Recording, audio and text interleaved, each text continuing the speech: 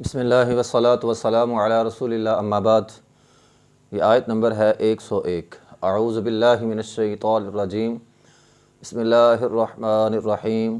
ولما جاءہم رسول من عند اللہ مصدق لما معہم نبذ فریق من الذین اوتوا الکتاب کتاب اللہ وراء ظہورہم کأنہم لا یعلمون۔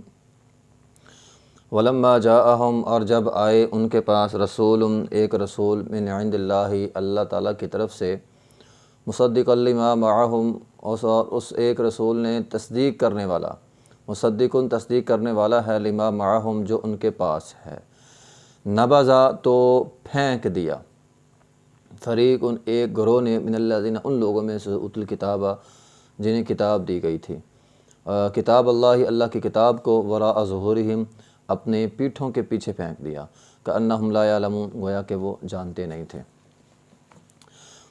ولما جاءہم کتاب من عند اللہ مصدق لما معہم، تو نبی علیہ الصلوۃ والسلام جب ان کے پاس قرآن کو لے کر آئے، حالانکہ نبی علیہ الصلوۃ والسلام ان کی تصدیق کرنے والے تھے، قرآن بھی جو کتاب ان کے پاس آئی تھی قرآن، وہ کتاب بھی مصدق لما معہم جو ان کے پاس تورات تھی اس کی وہ تصدیق کرنے والی تھی۔ تو نبی علیہ الصلوۃ والسلام نے بھی سابقہ انبیاء کی تصدیق کی ہے، اور قرآن نے تورات کی سابقہ آسمانی کتابوں کی تصدیق کی ہے۔ نبذ فریق من الذین، پھینک دیا، نبذ کہتے ہیں کسی چیز کو کم تر سمجھ کر پھینکنا، تو انہوں نے قرآن کی تعلیمات کو، قرآن کو کم تر سمجھ کر پھینک دیا، اوتوا الکتاب جن کے پاس کتاب تھی، یعنی تورات والوں نے، تو کتاب اللہ، اللہ کی کتاب کو، وراء ظہورہم اپنی پیٹھوں کے پیچھے پھینک دیا۔ تو جو یہودیوں کا یہ رویہ تھا، وہ قرآن کو نہیں مانتے تھے، تو انہوں نے کہا ہم نہیں مانتے، اور اس کو کم تر سمجھا۔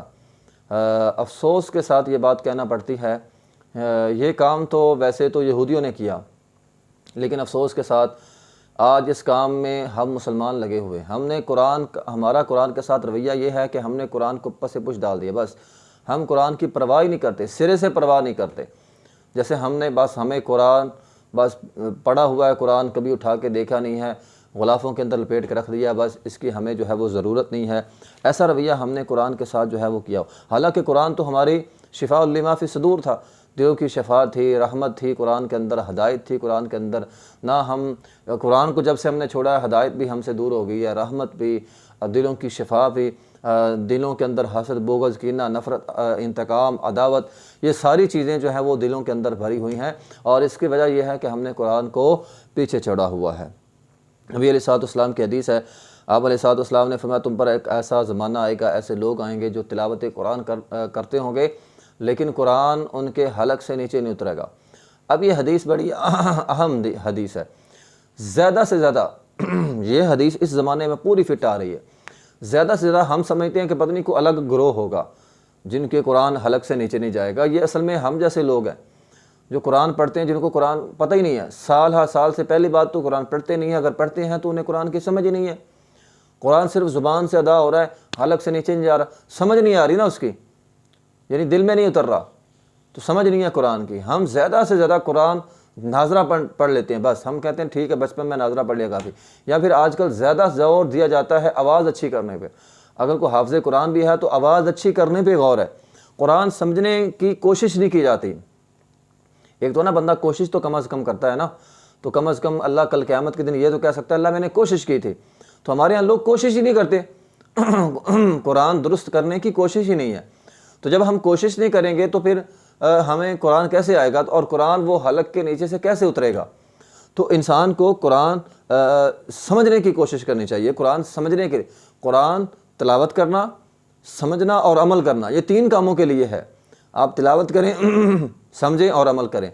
زیادہ سے زیادہ ہم نے ایک کام کو لے لیا، باقی دونوں کو چھوڑ دیا، سمجھنے کو اور عمل کرنے کو، تو سمجھنا بھی ضروری ہے اور پھر اس پر عمل کرنا ضروری ہے۔ وقال الرسول یا ربی ان قوم اتخذوا ھذا القرآن مہجورا، قرآن کل قیامت کے دن ہماری شکایت لگائے گا کہ اللہ یہ وہ لوگ تھے جنہوں نے قرآن کو چھوڑ دیا تھا۔ تو آج ہم قرآن سے بہت دور جا چکے ہیں، اس لیے قرآن کے ساتھ اپنا تعلق، اپنا لگاؤ جو ہے اس کو مضبوط کریں۔ نبی علیہ الصلوۃ والسلام نے فرمایا تھا قرآن والو، قرآن کو پس پش نہ ڈال دو، اپنی پیٹھوں کے پیچھے نہ ڈال دینا، اس قرآن کو پڑھنا، اس کو خوبصورت آواز میں پڑھنا اور اس کو سمجھنا، تو یہ دونوں چیزیں اس حدیث کے اندر ہیں۔ خوبصورت آواز میں پڑھنا بھی یہ بھی ضروری ہے۔ فرمایا من لم یتغن بالقرآن فلیس منا، جو قرآن کو اچھی آواز میں نہیں پڑھ سکتا وہ ہم میں نہیں ہے۔ تو قرآن کو اچھی آواز میں پڑھنا بھی ضروری ہے اور قرآن کو سمجھنا بھی ضروری ہے۔ قرآن کی وجہ سے اللہ تعالیٰ قوموں کو عزت دیتا ہے، قرآن چھوڑنے کی وجہ سے قومیں ذلیل اور ذلت اور رسوائی کا شکار ہو جاتے ہیں۔ آج دیکھ لیں ذلت اور رسوائی کا شکار ہم کیوں ہوئے؟ اس قرآن کو چھوڑ کر۔ تو بہرحال یہ دونوں چیزیں ہیں۔ آج ہم نے قرآن کے ساتھ ہمارا رویہ کیا ہے؟ آج قرآن کے ساتھ ہم نے اس کو، یہ تو اصل میں قرآن تو پریشانیوں کے حل کے لیے تھا، ٹھیک ہے، دلوں کی شفا کے لیے تھا۔ ہم نے اس کو محض تویزوں کے لیے رکھ لیا، بس اس کو لکھ کے تویز بنا کے گلے میں ڈال لو، ٹھیک ہے۔ ہم نے مردوں کے، یہ تو زندوں کے لیے تھا نا، زندوں کی زندگی کے لیے تھا قرآن، زندوں کی زندگی کے لیے تھا، ہم نے مردوں کی اصالِ ثواب کے لیے اس کو رکھ لیا، ٹھیک ہے۔ اور یہ تو دلوں کی زینت تھا، ہم نے تویتوں کی زینت بنا دیا، الماریوں کی زینت بنا دیا اس قرآن کو۔ تو اس لیے قرآن کے ساتھ ہمارا رویہ جو ہے وہ بڑا نامناسب رویہ ہے۔ تو قرآن کے ساتھ محبت، پیار اور محبت ہونی چاہیے۔ نبی علیہ الصلوۃ والسلام کے زمانے میں صحابہ کرام قرآن پڑھتے تھے، دیکھیں قرآن پڑھتے بھی تھے، قرآن سمجھتے بھی تھے۔ دیکھیں میں اس کی ایک مثال دینا چاہوں گا یہاں پہ۔ ہمارا کوئی دوست ہو، سعودی عرب کا ہو، عربی ہو، عربی میں خط لکھ دے تو ہم کیا کریں گے؟ ہم اس خط کو رکھ دیں گے، بس ٹھیک ہے، ہمیں تو پڑھنا نہیں آتا۔ میں یہ سمجھتا ہوں ہم اس خط کو پڑھائیں گے، حتیٰ کہ اگر ہمیں پیسے بھی دینے پڑے نا پڑھوانے کے لیے، ہم پیسے دے کر کسی سے، عربی جاننے والے سے وہ خط پڑھوائیں گے۔ اور اسی طرح اگر حکومت کی طرف سے کوئی خط انگلش میں آ گیا، بندے کو تو آتا نہیں ہے انگلش، اگر کسی کو انگلش نہیں آتی تو وہ کیا کرے گا؟ اس کو رکھ دے گا؟ نہیں، اس کو پڑھوائے گا ایسے بندے سے جو انگریزی جانتا ہے، اور کہے گا مجھے سمجھاؤ اس میں کیا لکھا ہوا ہے۔ دیکھو دوست کے خط کی اہمیت ہے، اللہ حکومت کے نمائندے کی خط کی اہمیت ہے، دوست کی اہمیت ہے، حکمرانوں کی اہمیت ہے، بادشاہ کی اہمیت ہے۔ ہم دیکھو نا، اب محمد بن سلمان کی طرف سے خط آ جائے، کہ آپ اسے پیسے دے کر نہیں پڑھوائیں گے؟ پیسے دے کر بھی پڑھوائیں گے۔ تو بادشاہ کے خط کی اہمیت ہے، دوست کے خط کی اہمیت ہے، لیکن اللہ کے پیغام کی کوئی اہمیت ہی نہیں ہے۔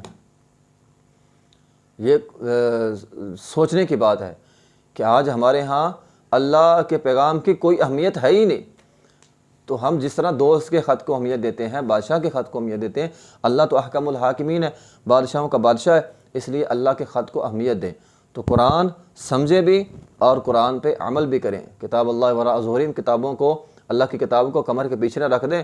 کمر سے پیچھے رکھنے کا مراد یہ نہیں ہے کہ کمر نہ کرے، مطلب اسے پس سے پش نہ ڈال دیں، اس کو سامنے رکھیں، اس پہ پڑھیں، اسے سمجھنے کی کوشش کریں اور اس پر عمل کریں۔ وآخر دعوانا الحمدللہ رب العالمین۔